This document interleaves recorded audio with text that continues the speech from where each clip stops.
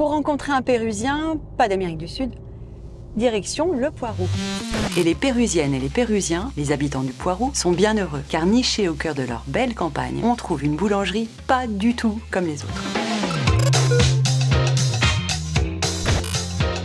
Salut Thibaut. Bonjour, Tu vas bien? ça va et toi? Ça va très bien, je te serre pas la main. Non, mais le cœur y est. Voici Thibaut et voici Anaïs. Chez ces deux-là, pas de banales baguettes, mais de bons gros pains aux saveurs d'antan.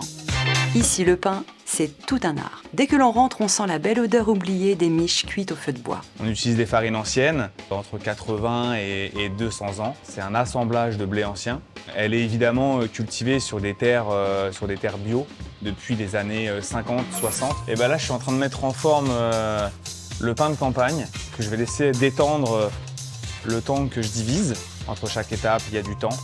Et là, en l'occurrence, une fois qu'on a fini de façonner, il y a minimum 24 heures qui se passent avant qu'on puisse mettre les premiers pains au four. Le four, c'est le roi des lieux. Et c'est au cœur de la nuit que l'on peut admirer le patron. 25 mètres carrés d'emprise au sol, 9 mètres carrés de foyer, et il ne mange que du bois noble. Voici le four à gueulard. Vous avez le gueulard, qui est finalement une cloche en fonte qui sert à venir projeter en fait la flamme au tout départ de la chauffe. On va réussir à conduire en fait les flux d'air de manière à ce que la flamme vienne prendre une forme afin d'avoir la chauffe la plus homogène possible.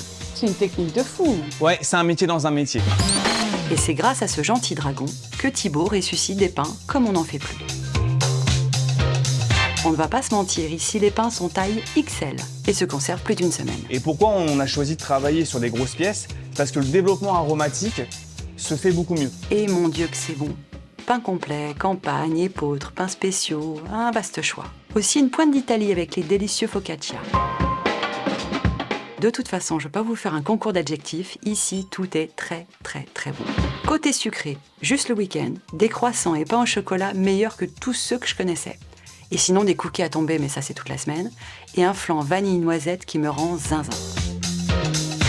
Bref, le seul problème avec le pain de Marcel, c'est que quand j'arrive chez moi, j'ai bouloté la moitié. Et vraiment, je vous le dis, bon, c'est bien, hein.